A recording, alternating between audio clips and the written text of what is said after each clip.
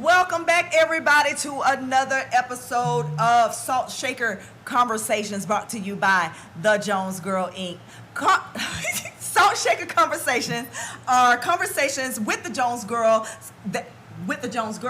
plural, yes, that allow transparency, authenticity, and empowerment through meaningful dialogue. Yes. So this segment, we are going to dedicate to all the single ladies. All the single ladies. All the single ladies. All the single ladies. Okay?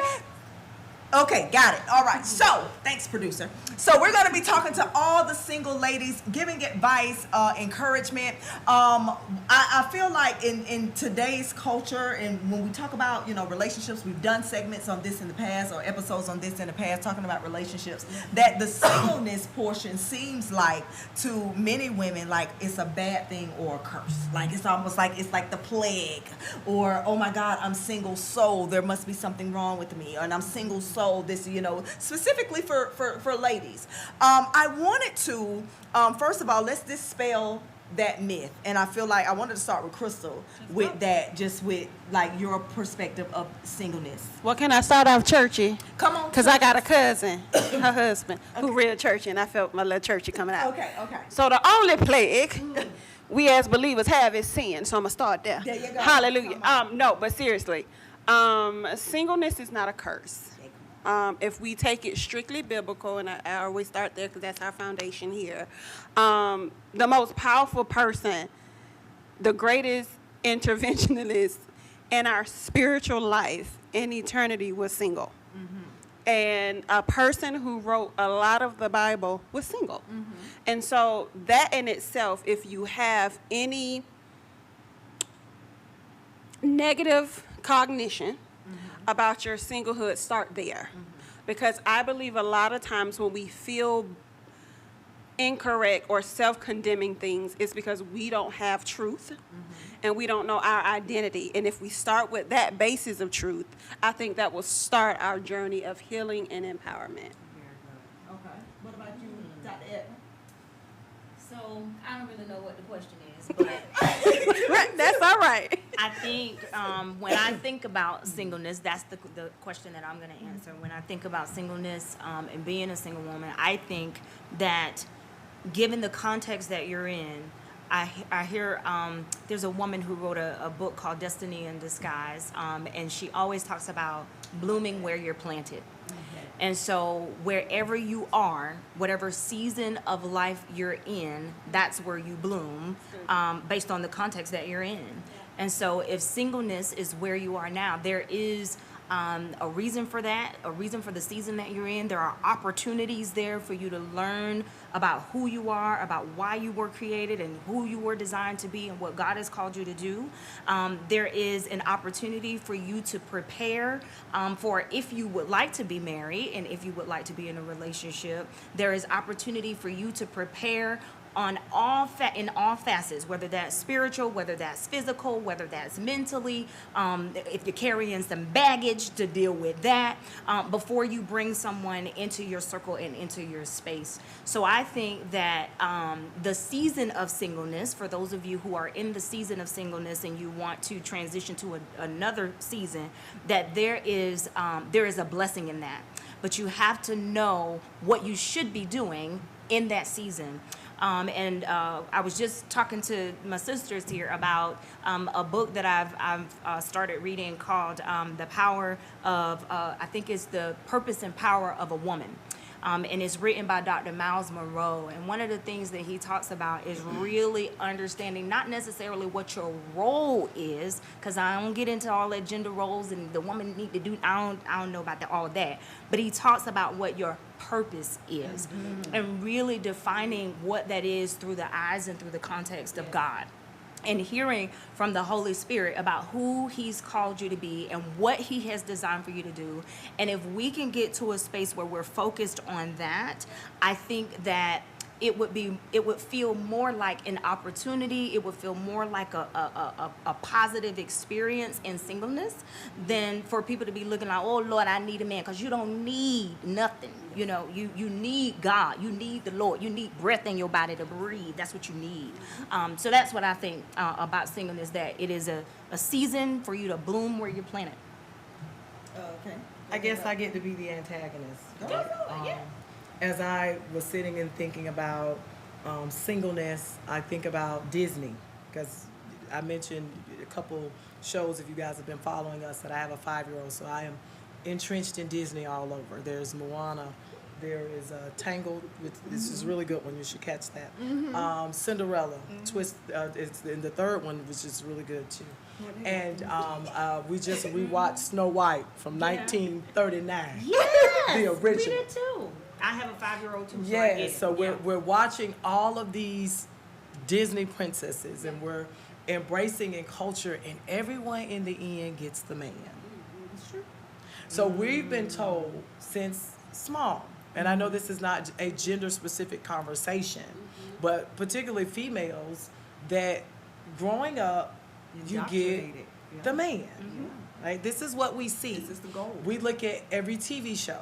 We were devastated with Scandal when Olivia didn't even get a man that didn't belong to her. But that's a whole nother ain't no- story. I'm not even I going, was, because after I realized, wait a minute, I'm just, so, but I said that to say that singleness in and of itself, because then I use the Scandal example, that we were willing to push, the line. just to see her get the man. So I say that from a place of empathy, as far as from the cultural perspective of the things that you're seeing on TV, movies, everything. It is designed to say this girl's supposed to get the man. Hashtag relationship goals. Hashtag, get that man, or all of these different things, or a woman. So there's not a celebration of singleness with the same level of celebration of relationship. So I wanted to start by saying, I get it. I understand. Yes, I've been married a long time, but I understand, even in the short window of singleness that I had, that same feeling. My mom said to me, my mom said to me when I was 18, I had to be 18 because I remember in college, and I was dating this guy. We had broken up, and she said, well, girl, you don't want to be no spinster. Now, I'm not a spinster. A spinster is a woman that never gets married. Right. And I'm thinking, oh my gosh, I gotta get married, right? And so thinking of that and how that word impacted me impacts how I parent. It impacts how we try to shift the narrative to appreciating singles and the singleness. Now, when we talk about ministry or those that are in faith-based communities, there is work to be done to celebrate singleness, because what it looks like is we're single right now to be married. Right? We're single to, now that is a very, most times it's like, I'm in this state, or it could be, it's like, well, keep on doing this and live till you get married.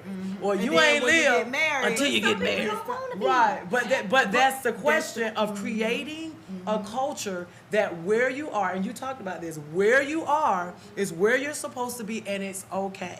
And so really it's that introspection piece within yourself to say, how am I viewing my singleness versus how they're telling me I'm supposed to be. And that and as the single person on the panel, I can attest to the barrage of comments. And I remember going to which I never go to singles conferences, and I hate when people even invite me. I ain't coming. How many women to men is it, and why don't you attend? No, Yes, let but why me tell you- you why I don't come, Wait. because it's first. Wait, sorry. tell it. But they may be inviting you for you to talk Girl. to the people about what you done came across. Well, if you I'm get just saying. If you're coming as a If you send me as a speaker, then that's yeah. fine. But Okay. me But just why don't attending, you I wanna don't go? go. Why? Mainly because in the past, and I remember going to this one in particular. I've gone to a few, but I've gone to one in particular, and it straight shut me down. And I was like, I will never come to one of these again, and I have not been since. And I was living in Atlanta, and I went to a women's conference, and they had a singles conference segment part. And the lady got up. She had never been married. She was in her like 60s, or whatever, had never been married. And she was up and she was preaching, but she was coming from the vantage point that if a woman wanted to be married, she was labeling them as desperate. Like, you need to be before the Lord. And I'm listening to her like, what's wrong with you? First of all, like, I don't want to listen to you. I be like, because if you ain't happy, because it don't sound like you happy in the position that you in. If you was happy in the position that you in, then okay, then you can let me know how to navigate, even in older age, and still have it enjoyable. But don't make the women who want to be married, because there's nothing wrong with wanting to be. And I even encourage my single sisters that want to be married to be honest about your desire to be married, and even link up with your other sisters in the faith and people in the faith to pray with you as you wait and as you live and as you grow. I believe in that. But the berating of women, you know, when they're made to feel like there's something wrong with you if you want to be married. And I've heard specific people make jokes about, you know, oh Lord, she coming up here asking, she want to be, and I'm like, no, I think these are teachable moments. It's like, how do we teach you how to be satisfied with where you are and still want something else? You can still do here's both. my thought. I think about how the church usually deals with sex. Okay. Sex is bad. Yeah. Sex is bad. Yep. Sex is bad because we haven't mastered how to be faithful and committed where we are. And so that could have been her attempt, because as I'm listening, what's going through my brain is, what does the message sound like to singles that want to be? I got some that want to be married. I got some that don't want to be married. I got some that want to be married but scared to say that. What do I say? What is that universal message? So I'm putting myself in the space of that speaker, because I guess she said, well, y'all ain't got no man, so you're desperate. Like, you're coming up. You're coming up. You know what I'm saying? Like, is that like an approach to say, to help you in case you're not disappointed? You know what I'm saying? But that ain't happening. Well, I mean, Cousin, please. I think a good approach, she should, you know, hey sister, if you're watching, that she could have had was not to single anyone out because they're single.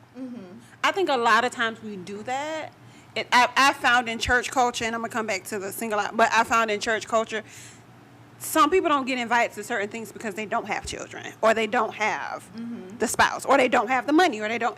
It's division, and so even with natural desires, right, of having those things, and for whatever reason you don't have those things, we don't take into consideration the non-events, right? Not having a spouse is a non-event, not having whatever is a non-event. And so it's like you're speaking to something you have no context for. And because you don't have context, it comes out in frustration. And because you haven't sought the Lord on how to speak to those hearts, because you're speaking to people's hearts.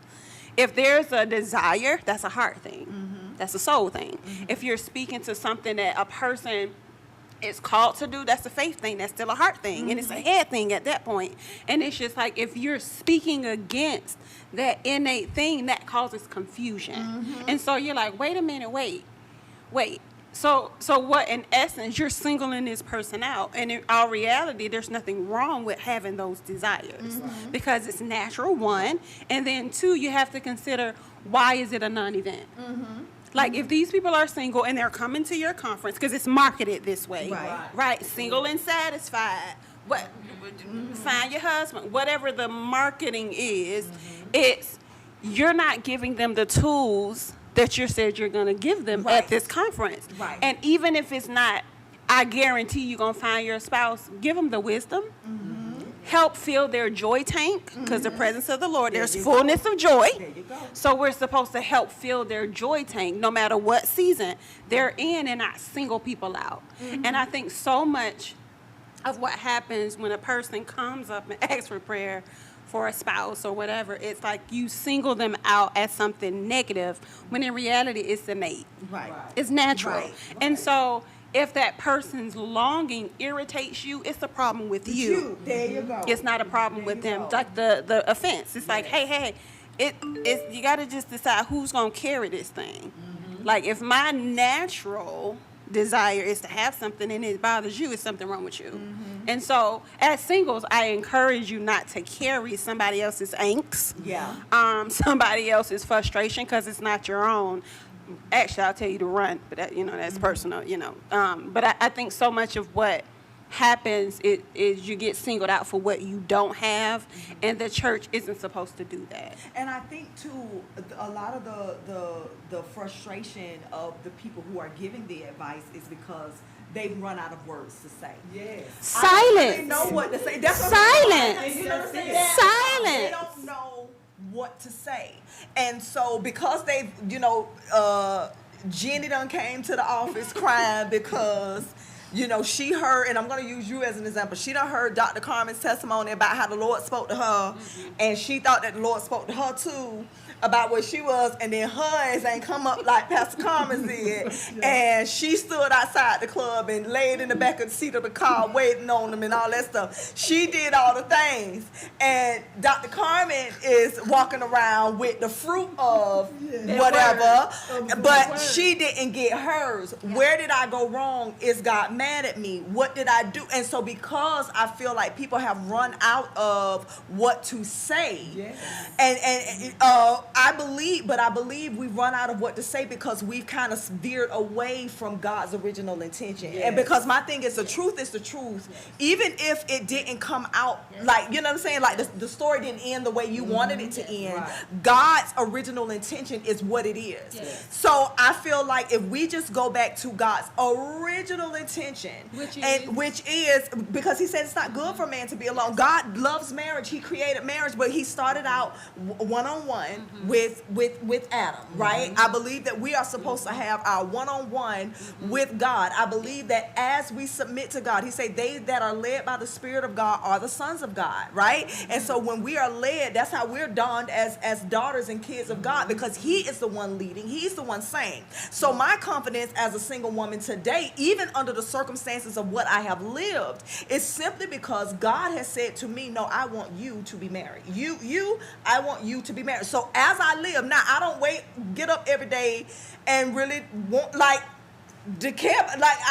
I like living in my house, my apartment. I like doing what I do. I wanted to go somewhere, and I was just like, man, I want to go to London. That was the first time I went to London. I was like, man, I want to go to London. And God was like, go. He was like, you got the money, go. And I was like, oh, I ain't got to ask nobody. So for me, where I am, I don't have all the extra checks and balances, so I'm taking full advantage of this time in my life where I can kind of just get up and go and just do what I want to do, but still knowing that I'm called to be married. I'm going to be somebody's wife. I have to prepare myself for that, and I wanted to ask you and you because you mentioned it in your first statement about preparation. We'll say that, but what does that practically look like? I was going to ask you this, still as along this lines. Is it fair to say that a person's singleness and the way they're living out their singleness is a reflection of their relationship with Christ? I think so. I think it has everything to do with, we were talking about faith in marriage. Faith in singleness is the same thing. Do I believe, like literally, me and you had that conversation, I hung up the phone, and God was like, do you believe I'm going to do what I said I was going to do for you? And I was like, yes. And he said, then why do you care what this one said about this one? He said, because it don't apply to you.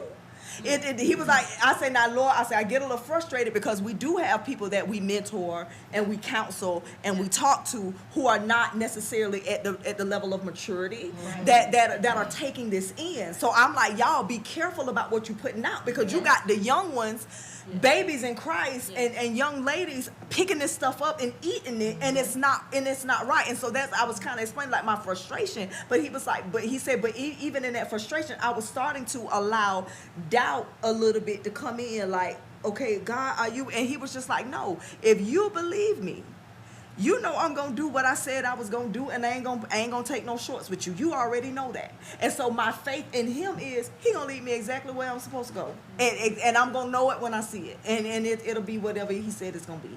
So I do believe that your faith in God has everything to do with your journey and how you live out singleness and whether you're going to enjoy it or not. I wanted to use this as an example. I was looking through pictures I was looking through pictures when we went to New York in 2017. Okay. And you had took some pictures of me walking across the street. And I was like, boy, I was small. I was like, yeah, at least. So in the picture, I was like 30 pounds lighter than what I am right now. And I was like, man, I was small, boy. But I remember then wanting to be 20 pounds lighter. And so God was like, at what point are you going to be satisfied and content where you at? So just let go. No, I'm not letting go. No.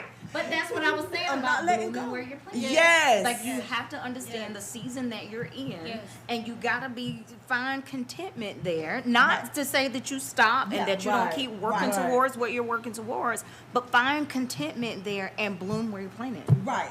Right, and that's what, because when we'll tell women to, you need to prepare, but it's always, you know, the address that question about preparation. because I want you to Yes, go answer that. ahead. That's how I was going to phrase it again. Well, one of the things that's important to me is if you're going to prepare, then what is it that you're preparing for? So it depends on what you want your outcome to be, and that's going to really shape what it is you're preparing for. So I'm assuming in this context we mean marriage. Okay, that's use that. Okay, so for me, I think before you can go into a long-term relationship with anybody, you gotta know yourself.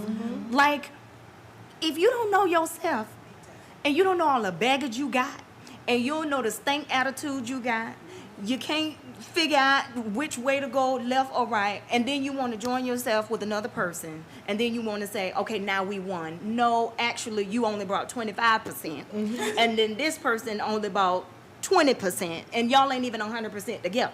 So, to my understanding, we want to bring whole people, 100% and 100% to the table. And so if you're going to talk about preparation, for me, I believe that starts in your mind and it starts in your heart.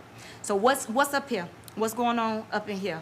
Are you mentally well? So you know, no, and when I say mentally well, No, I know what is your well-being? No, but I'm saying you know if your well-being is where it needs to be. I'm talking about holistic well-being. That is mental, that is physical, but it starts in your mind. But does that Everything happen, starts though? in the mind. Can I ask you something though? Is it possible that you start to realize those things while you're married? Because some things you don't. I mean, realize yes, about you do, but you yourself asked me until about you- preparation. Yeah, no, I know Yes, good that's what I too, mean. But sometimes there is a pressure when we talk about preparation, and you need to prepare. You need to prepare perfection, and we need to be 100% of whatever. There are some things, and I made this statement the other day, and I was talking to God, and God, and God kind of revealed to me because I was listening to, a young man talk about he on the TV just crying, talking about he wants somebody, he would, want to be married, stuff like that, and that's okay. That's about, he just, no. And he was on there, his heart got broken, all this stuff for him. But he had in his mind what he wanted, in a wife, and thought that this was what he wanted and whatever.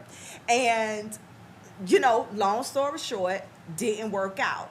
And so he's heartbroken, and now he's got this other list that he's adding to, and he's like, I'm going to do this, I'm going to do this, and I'm going to do this, and I got to do all of these other things in order for me to be able to be a husband, for me to qualify to be a husband. Truth be told, right, but that's the wrong mindset. So but this is what, he's not but well. I'm not, let me finish what I'm saying. So God said to me, he said, and a lot of them, he said, these young men, unfortunately, feel like they have to have all of these things together before they qualify to be husbands, when a lot of what they need is a wife to come together with them to help them partner to get to that point. And so, because even young men, I see, are pressured into, so it's not just women.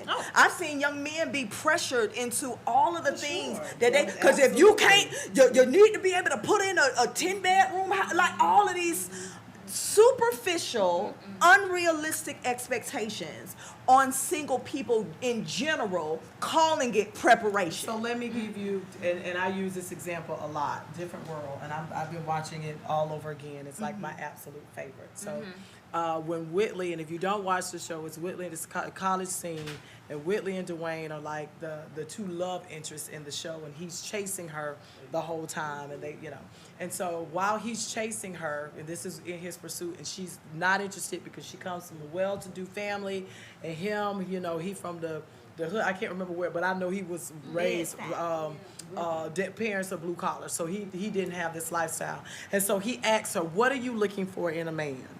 He goes to her, what are you looking for? And she says, someone that's smart, kind, and No, she said enterprising, because she used the word enterprising. enterprising last. And he said to her, looking at a woman like you, I thought you'd say you want someone rich. And she said, that kind of man is never poor. Right. She said enterprise Because and she ambitious. recognized that there are certain things that I work on. What I'm working on are the character traits within me.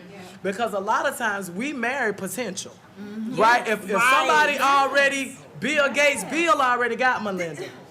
So the realistic piece, even to every single, is how am I working on the best thing about me?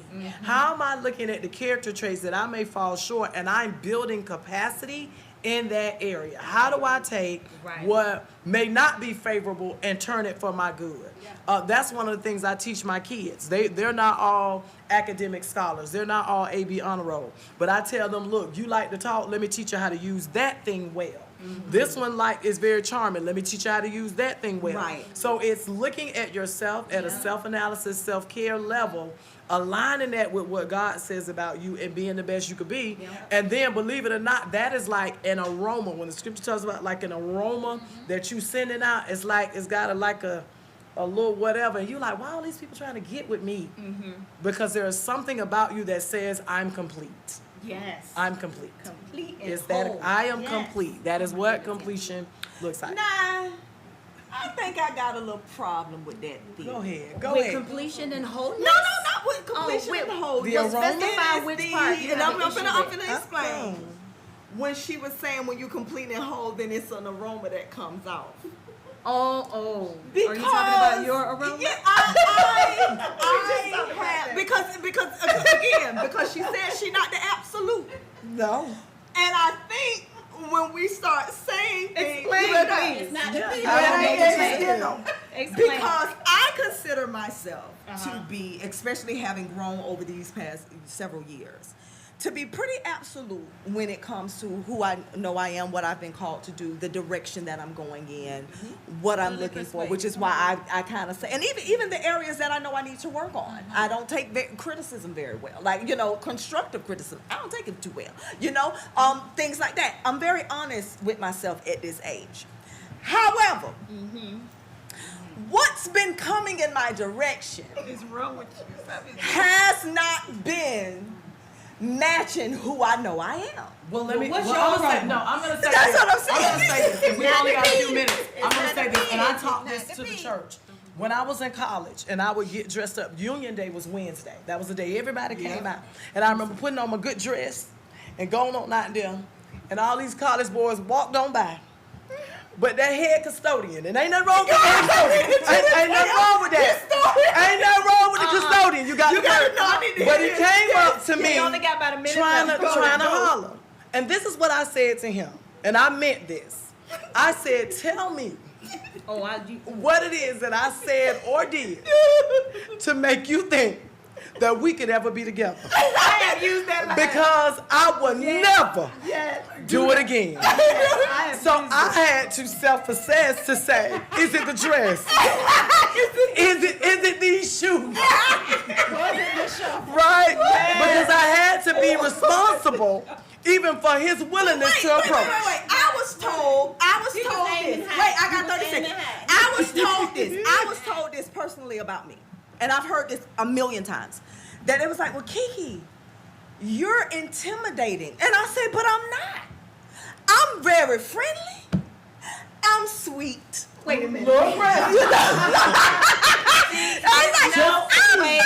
She's sweet and sassy. We have to have a little bit more self-awareness there. Yes. That is what Liz was talking about. That we have to be very introspective. You have to. And we've got to be receptive Yes. to feedback. Yes. Because you're not receiving it right now. This is what I'm saying. Well,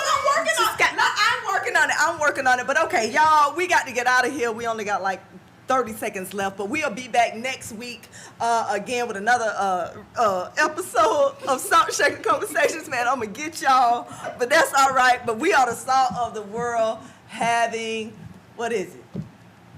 Practical dialogue. Practical dialogue. And meaningful dialogue. And meaningful dialogue. Because I got to remember this tagline. But I will see you guys next week. We'll see y'all next week. Bye-bye. Bye.